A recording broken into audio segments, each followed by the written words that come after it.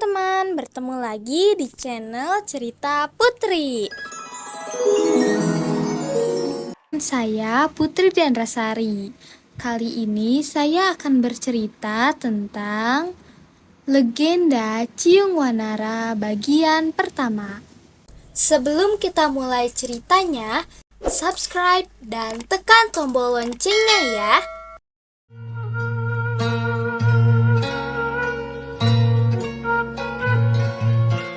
Pada zaman dahulu kala, di sebuah negeri yang bernama Galuh, bertahta seorang raja muda yang bernama Prabu Permana di Kusuma. Ia memerintah dengan adil dan bijaksana, didampingi dua permaisurinya yang cantik. Yang pertama adalah Dewi Naganingrum, sedangkan yang kedua adalah Dewi Pangerenyep. Dari Dewi Pangerenyep telah lahir seorang pangeran tampan yang bernama Raden Haryang Banga. Hubungan dalam keluarga kerajaan berlangsung baik-baik saja. Mereka saling menyayangi satu sama lain. Di suatu hari, Dewi Naganingrum mengatakan pada suaminya bahwa ia tengah berbadan dua.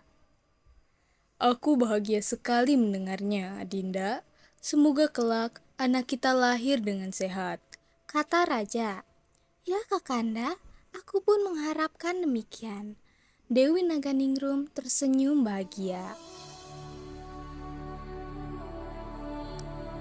Semakin hari, Baginda Raja semakin menunjukkan kasih sayang pada Dewi Naganingrum. Ia terlihat sangat menyayangi dan memanjakan istrinya itu. Diusapnya perut Naganingrum yang semakin membesar.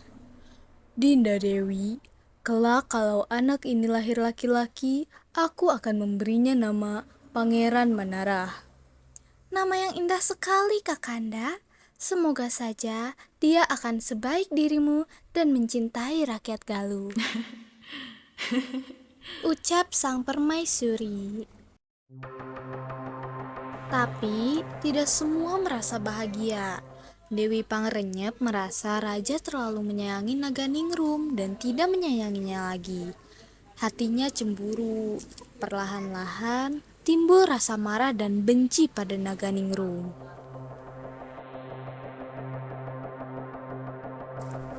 Dan hal ini tidak lepas dari pengamatan seorang pembesar istana.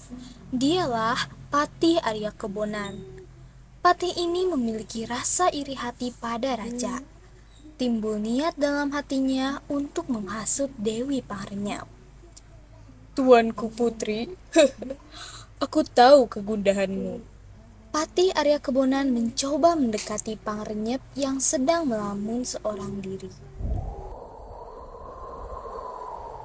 "Apa yang kau tahu tentangku, Kakang Patih?" tanya Dewi Pangerenyep. "Tentu Anda merasa gelisah karena sebentar lagi Baginda Raja akan mendapatkan seorang putra mahkota. Bukankah begitu?" "Tentu Dewi Naganingrum akan diangkat sebagai permaisuri utama. Lalu Anda dan Pangeran Haryang Banga tentu tidak diperlukan lagi. Mungkin akan disingkirkan. Ini bahaya, tuanku." Patih Arya Kebonan mulai menyebarkan kata-kata beracun. "Lalu saya harus bagaimana, Kakang Patih?"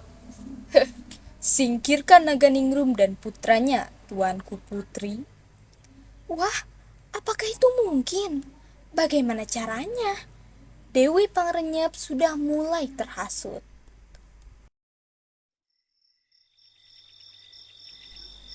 Lalu, Arya Kebonan mengajak Dewi Pangerenyep bersekongkol dengan beberapa orang lainnya untuk merencanakan sebuah tindakan jahat. Mereka sering berkumpul di tempat-tempat rahasia untuk menyusun siasat dan menjalankan rencana mereka pada waktu yang tepat. "Aku rasa bukan hanya menyingkirkan Naganingrum saja. Sebaiknya kita pun menyingkirkan raja. Karena kalau tidak, nanti raja akan membalas dan membasmi kita semua," kata Patih Arya Kebonan. "Setuju. Lagian dia adalah raja yang tidak menyenangkan. Masa kerjaannya beribadah dan bertapa melulu? Kan gak asik. Kita kan di kerajaan ini ingin ada pesta, hura-hura, biar nggak sepi. Bener gak, Lur? Iya, betul. Setuju deh sama kamu. Ya, kalau kalian sepakat untuk menyingkirkan raja, aku sih setuju-setuju saja. Yang penting, kelak anakku harus jadi raja. Setelah berunding dengan matang, mereka pun bersiap-siap menjalankan rencana jahatnya. Sementara itu di istana, Sang Prabu sedang bercengkrama dengan istrinya. Rupanya, sang raja berencana untuk pergi bertapa. Istriku Naganingrum, Kanda akan pergi bertapa di hutan. Kuharap engkau sehat-sehat saja di sini. Pamit sang raja. Baiklah Kakanda, jawab Naganingrum. Tapi bagaimana dengan rakyatmu? Apa mereka akan baik-baik saja selama kau pergi? Tenang saja, negeri ini sangat aman. Tidak ada masalah yang perlu dikhawatirkan. Jawab raja tenang. Raja pun memanggil Dewi Pangrenyap. Adinda Dewi, tolong jaga Kanda Dewi Naganingrum selama aku pergi ya. Kalau ada apa-apa, mintalah bantuan pada Paman Lengser. Oh, tentu Kakanda Prabu. Aku akan menjaga Kanda Dewi Naganingrum. Percayalah padaku.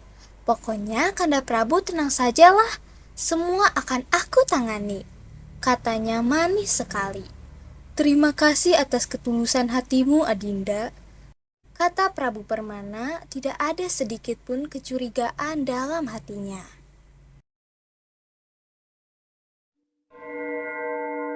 Esoknya, berangkatlah sang Prabu seorang diri. Tidak ada pengawal yang menjaganya. Ia adalah seorang raja yang taat beragama. Dia senang sekali pergi ke tempat-tempat pemujaan atau hutan-hutan yang sunyi untuk bertapa semedi mengasah kebatinannya. Selama perjalanan, ia tidak menyadari ada orang yang mengendap-endap mengikuti.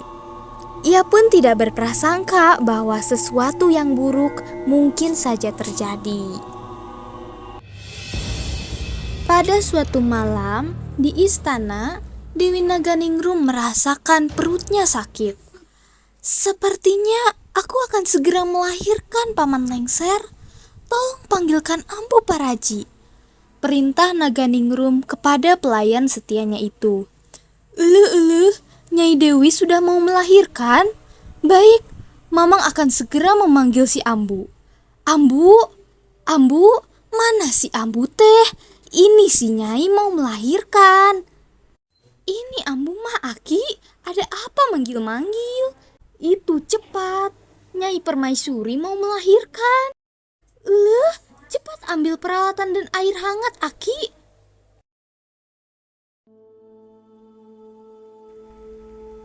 Dan lahirlah seorang bayi laki-laki. Sesuai amanat raja, bayi itu pun diberi nama Manara.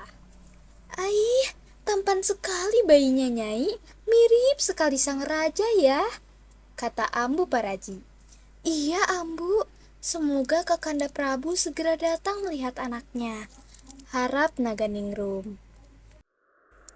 Pada saat yang sama, di luar istana, gelap dan sepi, penjaga terkantuk-kantuk di depan pintu gerbang. Segerombol bayangan hitam mengendap-endap. Mereka bergerak cepat melintasi alun-alun dalam jumlah yang banyak sekali. Sekejap kemudian, mereka menyerbu gerbang istana dan melumpuhkan para penjaga. Istana telah diserang oleh prajurit-prajurit yang terlatih. Sedangkan penjaga istana terlihat lengah, apalagi sejak raja pergi. Mereka mengundurkan penjagaan. Maka ketika serangan terjadi, para penjaga tak berdaya. Serbu! Ampun! Tolong! rasakan ini. Aduh, tobat. Teriakan, lolongan, dan suara senjata memecah keheningan malam. Sesaat kemudian, sepi kembali ketika para penjaga istana dikalahkan.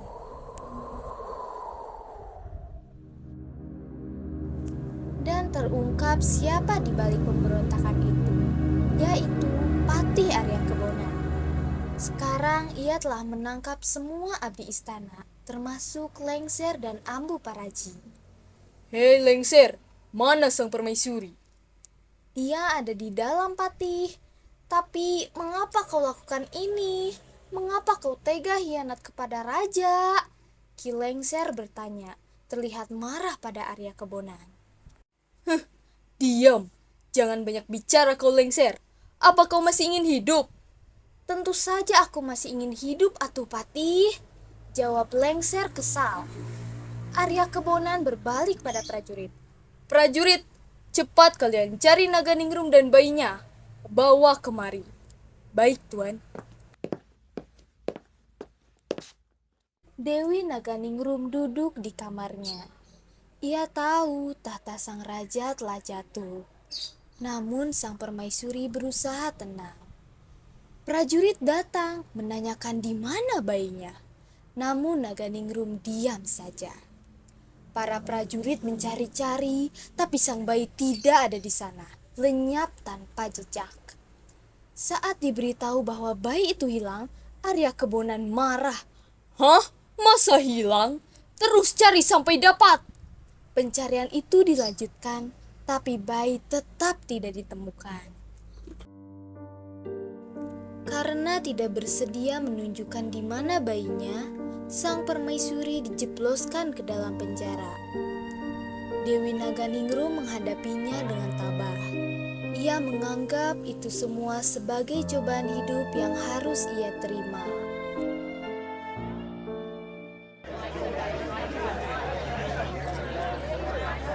Esoknya, seluruh kota gempar.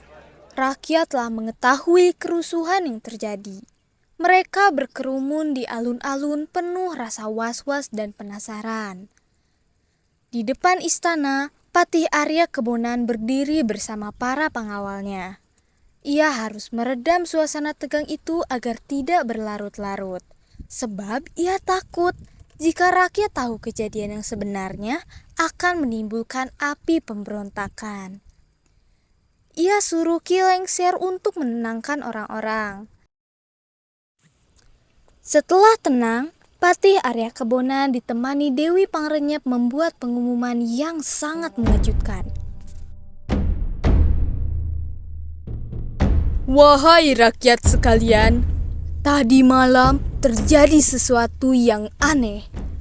Dewi Naganingrum telah melahirkan seekor anak anjing. Lihatlah ini.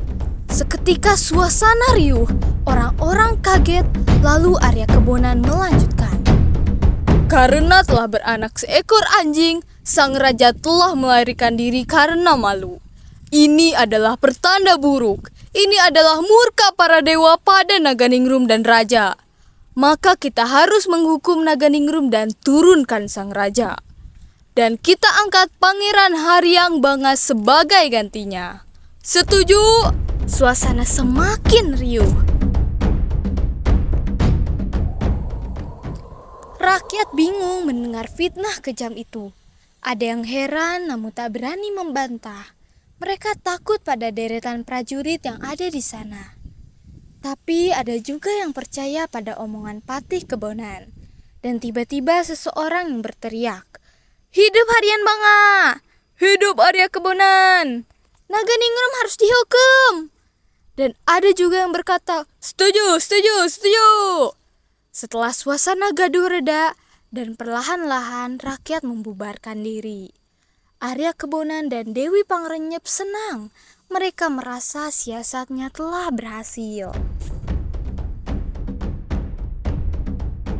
Suasana kerajaan perlahan-lahan tenang kembali. Rakyat bisa masih bertanya-tanya tentang apa yang sebenarnya terjadi. Namun kebanyakan memilih diam. Dan karena Haryang masih terlalu kecil, maka Patih Arya Kebonanlah yang memegang kekuasaan. Ia menobatkan dirinya sendiri sebagai raja dengan gelar Prabu Barma Wijaya.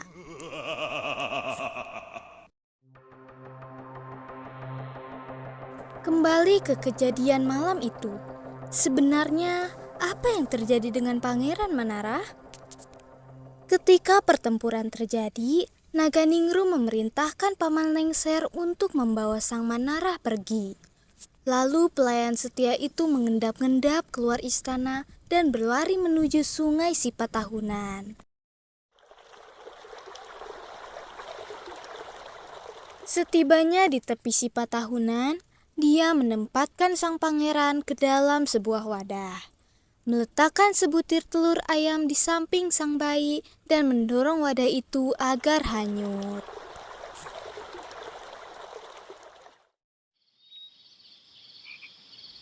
Paman Lengser melambaikan tangan. Pergilah anakku, jaga dirimu baik-baik. Suatu saat nanti, datanglah kemari untuk menyelamatkan kami, katanya. Lalu wadah pun hanyut bersama aliran Sipatahunan yang jernih. Paman Lengser bersedekap memusatkan pikirannya, berdoa kepada Tuhan agar sang pangeran selalu dalam keselamatan. Di suatu tempat jauh di sana, seorang laki-laki setengah baya terbangun dari tidurnya. Ia berucap pelan, mimpi yang aneh. Bumi berguncang, lalu bulan purnama jatuh di pangkuanku.